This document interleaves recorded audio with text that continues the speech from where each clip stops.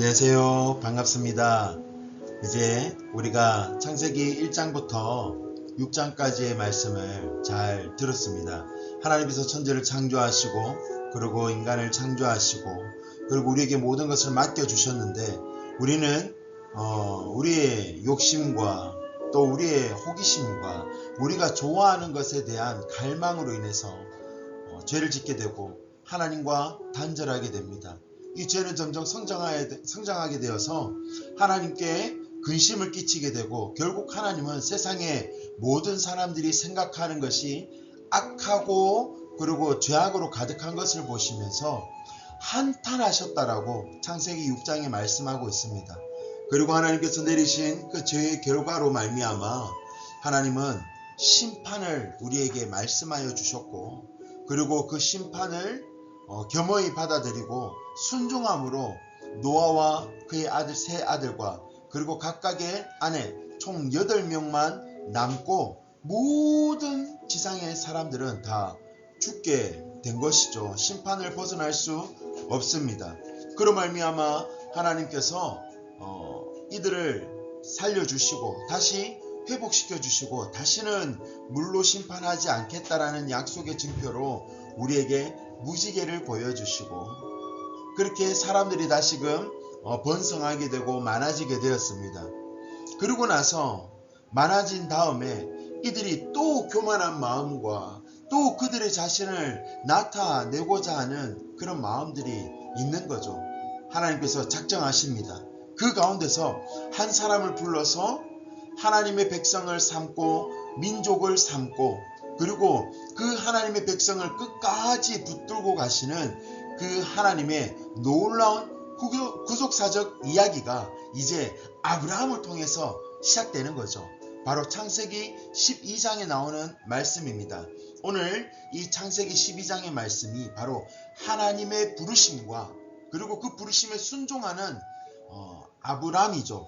그리고 나중에 하나님께서 아브라함으로 이름을 바꿔주시죠. 결국 이 아브라함의 순종으로 말미암아 하나님께서 이루어 가시는 놀라운 일들을 우리가 이제 구속사적의 첫 시발점인 창세기 12장의 아브라함을 통해서 우리가 보게 됩니다. 이제 본격적으로 재미난 인간사의 이야기, 그 속에 개입하시는 하나님의 섭리하심과 그리고 하나님의 간섭하심과 그리고 연약한 우리 인간의 모습을 적나라하게 드러나는 모습이 바로 성경에서 나오게 되는 거죠. 여러분, 하나님의 말씀은요 조금도 거짓이 없고 신실하시며 그리고 세상과 구별되어 거룩하시며 그리고 우리에게 놀라운 은혜로 다가온다는 사실을 말씀을 통해서 우리가 더더욱 알 수 있습니다.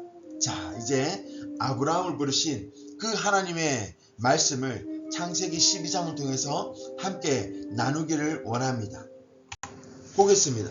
자, 시대적 배경은 이렇습니다. 여러분, 대홍수 이후에 신할 평지에서 바벨탑을 쌓았습니다. 이 바벨탑은요, 이들의 이름이 높아지기를 위해서 하늘까지 자꾸 쌓는 거예요. 그런데 어느 날 하나님께서 이들의 언어를 다르게 해버린 거예요. 서로 의사소통이 되지 않는 거예요.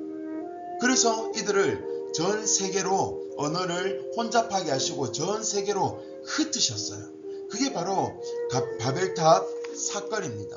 그리고 이 아브라함은요 갈대아 우르 출신으로 당시 메소포타미아 지역에 있었습니다. 여러 신을 숭배했고 우상 숭배가 만연했고 그리고 그의 아버지는요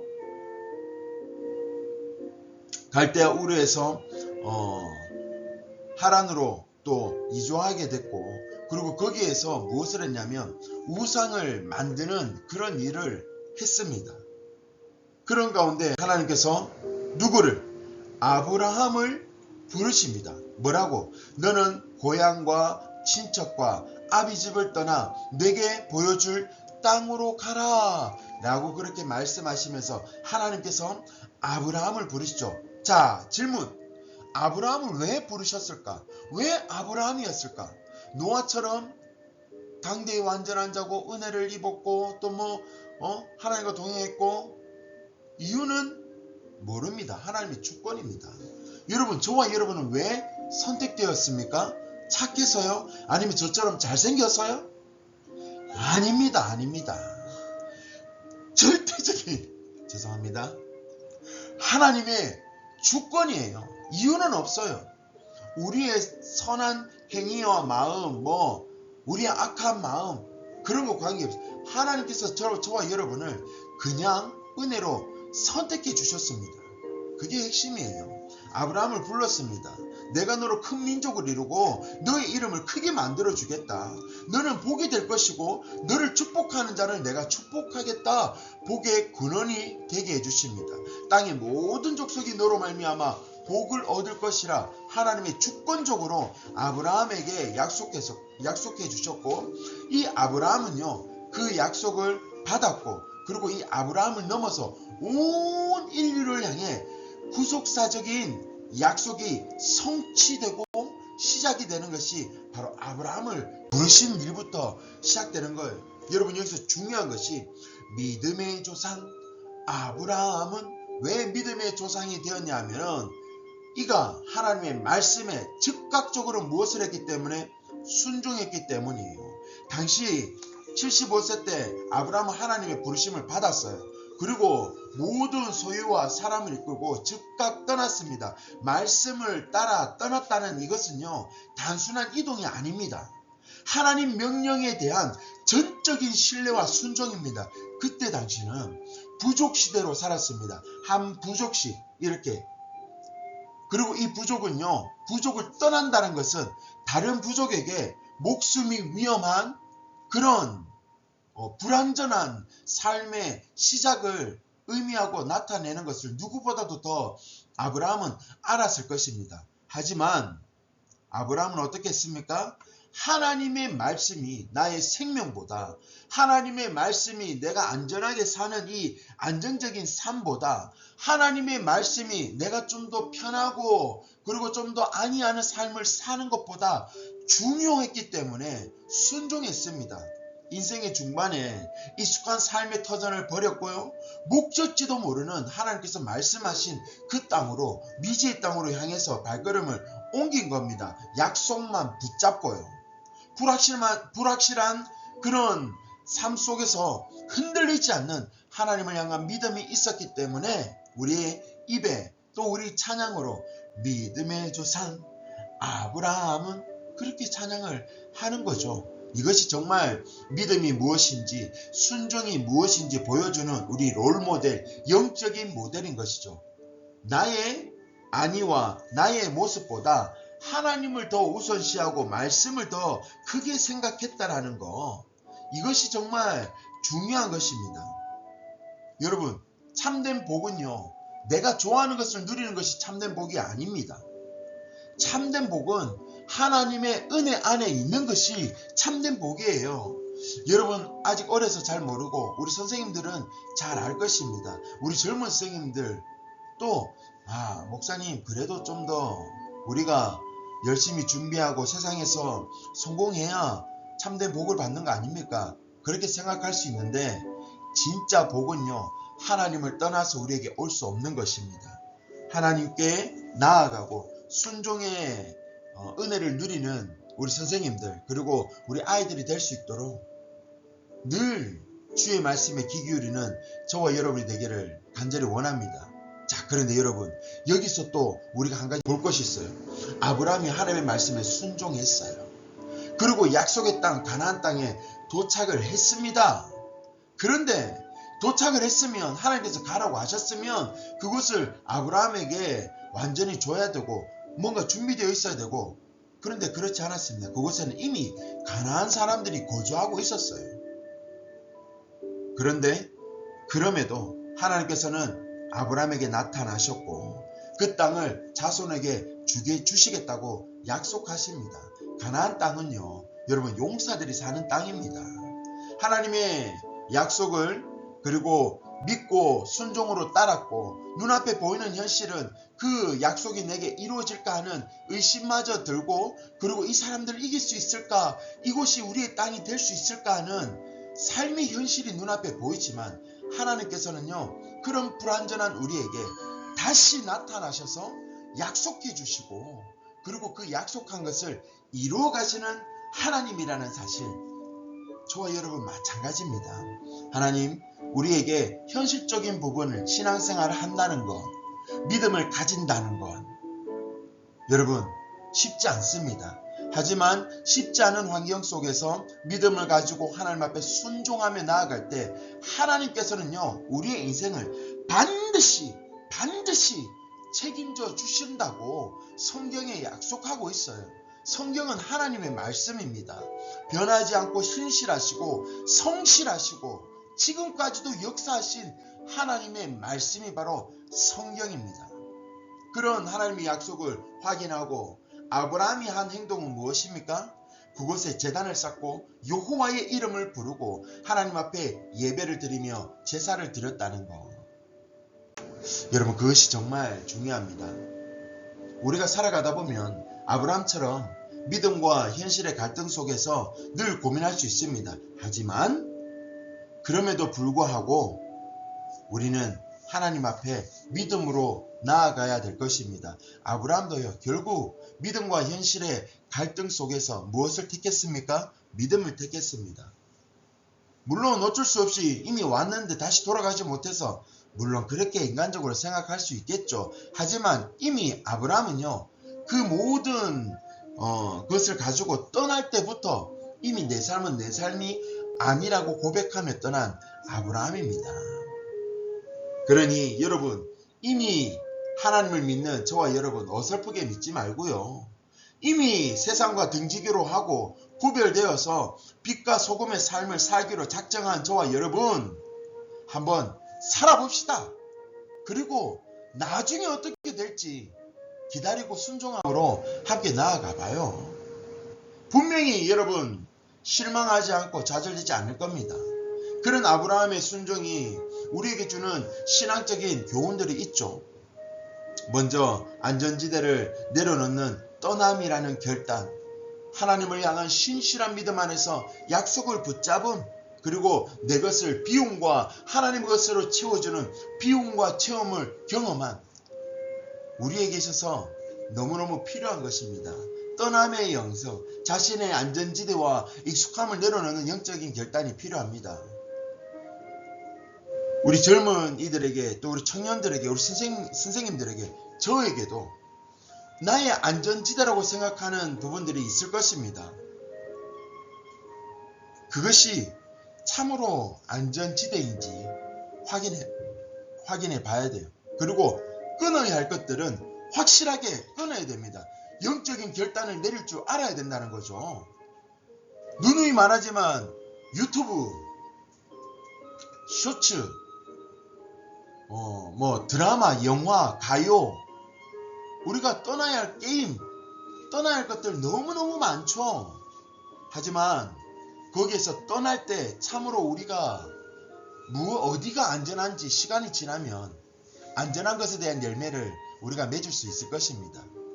그리고 분명히 우리가 영적인 결단을 내리고 하나님을 바라보면서 떠날 그 자리에는 하나님의 약속이 우리를 붙잡고 있는 것을 확실히 경험하게 될 거예요.